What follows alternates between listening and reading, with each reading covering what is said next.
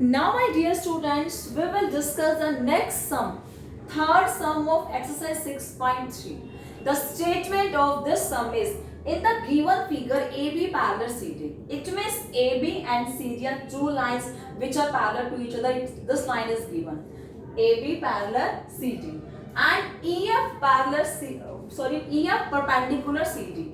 EF, E and F. This line is perpendicular to line CD. Perpendicular means this line makes 90-degree angle with CD baseline.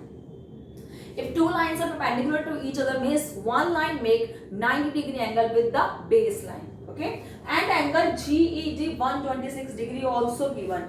G point, E point and D. That means this complete angle. It is given 126-degree. Now we have to find the three angles. Angle number 1 AGE. It means हमें ये angle निकालना है. Second GEF. हमें ये वाला angle निकालना है. The third FGE. It means हमें ये एंगल, हमें 1, 2 and 3 ये थ्री एंगल की मेजरमेंट बतानी है. Okay.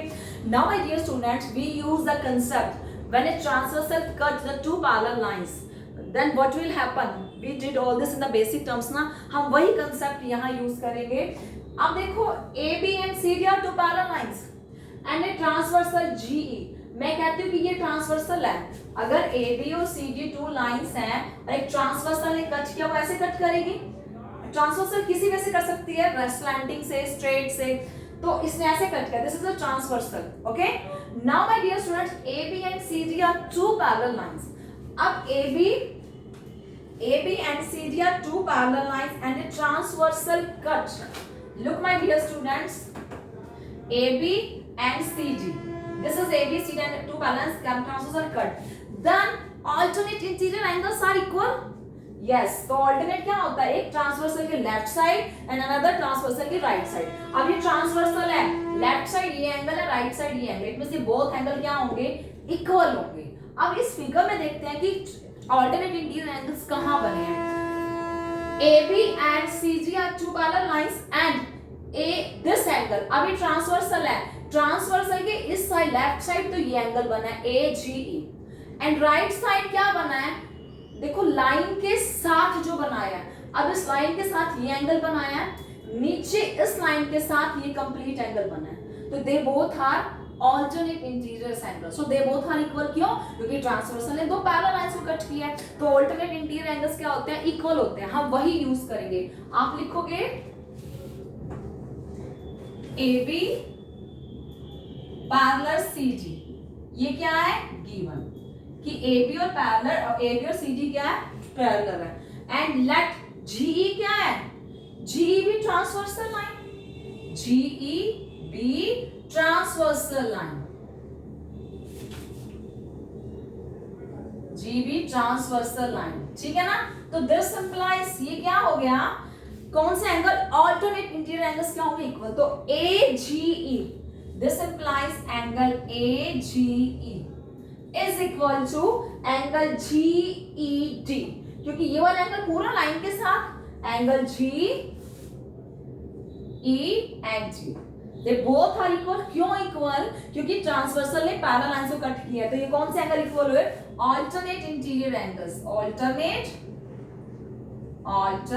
Interior angles. Pair of alternate interior angles, so they are equal. Clear? तो एंगल GED कितने का है? GED 126 because this line this is given.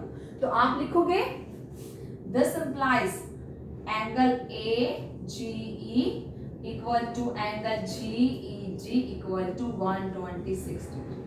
तो हमने AGE निकाला था, वो 126 का आ गया. तो this implies angle AGE equal to 126. तो हमारा फर्स्ट एंगल आ गया. This is our first angle. Next, we have to find angle GEF. My dear student, GEF. अब हमें ये वाला एंगल निकालना है. ठीक है ना? अब यहाँ देखो, ये एंगल है. This is the transversal line and this line is given perpendicular. हमें निकालना है ये वाला एंगल. हमें ये वाला एंगल 90 का गिवन है एंड हमें ये पूरा एंगल भी गिवन है. अगर मैं इस कंप्लीट एंगल में से ये इसको माइनस कर दूंगी तो ये मिड का ये वाला एंगल रह जाएगा ना। वही बात यहाँ करेंगे, इस कंप्लीट एंगल में से मैं ये 90 का सब्ट्रैक्ट करूंगी तो मेरा ये बचा हुआ एंगल रह जाएगा। यही हमें फाइंड आउट करना है। तो अब आप लिखोगे एंगल GEF, एंगल GEF ये किसके इक्वल है? Complete GEG, angle GEG minus angle FED, minus angle FEG। यही फाइंड आउट करना था ना हमने, एंगल GEF। अब देखो GEF कैसे आया? GEG minus GEG minus FED, क्योंकि पूरे में से 90 को हटाऊंगी तभी मेरा ये वाला पोर्शन आएगा, ठीक है ना। तो GEG क्या है? 126, FED क्या है? FED 90 डिग्री, 90 डिग्री, ठीक है ना। आप क्यों लिखोगे? आप लिखोगे FED is equal to 90 degree because reason क्या है? It is given EF perpendicular CG, क्योंकि FED 90 का क्यों आया है? क्योंकि EF क्या है? परपेंडिकुलर है। आप इससे पहले लिखोगे EF परपेंडिकुलर है तो मैंने 90 का लिया है, आप लिखोगे because therefore EF perpendicular CG, EF CG के परपेंडिकुलर है तो दिस इंप्लाइज, इससे क्या हुआ? FED किसके इक्वल आया? 90 डिग्री, ठीक है ना। ये रीजन है, इस एंगल को मैंने यहाँ पुट कर दिया। अब 126 minus 90 36 degree. This is our second answer, हमें यही निकाला था GEF।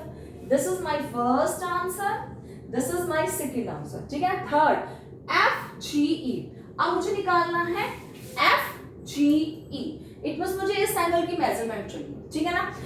Now my dear students, ध्यान, look here very carefully that linear pair axiom क्या होता है? If the two adjacent angles, in two adjacent angles, non-common arms or non-common arms form a straight line, then the pair of angles are called linear pair axiom, ठीक है ना। अब यहाँ देखो AB क्या है? एक लाइन गिवन है ना, AB और CD टू पैरेलल लाइंस, तो AB एक स्ट्रेट लाइन है। इस स्ट्रेट लाइन पर इस स्लैंटिंग लाइन ने कट किया तो ये दो एंगल फॉर्म हुए। अब ये दोनों एंगल की ये कॉमन आर्म है, ये कॉमन वर्टेक्स G है और GE क्या है? कॉमन आर्म है, ठीक है ना। Now non common arm AG and GF इन्होंने क्या कर दी? एक स्ट्रेट लाइन फॉर्म कर दी, तो दोनों एंगल क्या हो गए? Linear pair axiom. तो लीनियर पेयर एक्सियम या स्ट्रेट लाइन पर बने दोनों एंगल का एडिशन क्या होता है? 180 degree. Now write all this. अब आप लिखोगे एंगल AGE, एंगल, अभी फर्स्ट सेकंड स्टेप हो गया, थर्ड स्टेप स्टार्ट हुआ है। Angle AGE plus angle AGE plus angle FGE plus angle FGE equal to 180 degree. Reason क्या है? Linear pair axiom, linear pair axiom, ठीक है ना। लीनियर पेयर से क्या होगा? दोनों का एडिशन 180, क्योंकि लीनियर पेयर में होता ही है कि स्ट्रेट लाइन में बने एंगल दोनों का एडिशन क्या होता है? They both are supplementary, means उनका एडिशन 180 डिग्री होता है। नाउ माय डियर स्टूडेंट, इन दोनों का एडिशन 180 है, ठीक है ना। हमें निकालना है ये वाला एंगल FGE, तो इसकी मेजरमेंट हमारे पास होनी चाहिए। इसकी AGE की मेजरमेंट क्या है? AGE तो हमें भी निकालना है। AGE किसके इक्वल है? 126 के, क्योंकि ये और ये क्या थे? Complete alternate interior angle. तो वैसे कि फर्स्ट पार्ट में मैंने AGE 126 निकाला है, तो AGE की का इसको आप दो स्टार का, दिस इज अवर स्टार, तो आप लिखोगे from star, from star, star से इसके मैंने क्या वैल्यू पुट कर दी? 126 plus angle FGE equal to 180 degree, ठीक है ना। तो यहां से एंगल FGE की वैल्यू क्या आएगी? एंगल FGE क्या आ जाएगा? 180 minus 126 degree, this is the 54 degree, this is equal to 54 degree. This is our third angle. हमें यही निकालना है तीनों एंगल। हमारे फर्स्ट एंगल AGE आया 126 का, GEF आया 36 का एंड FGE कितने का आया? 54 डिग्री का। These are our three angles and we have to find these three angles.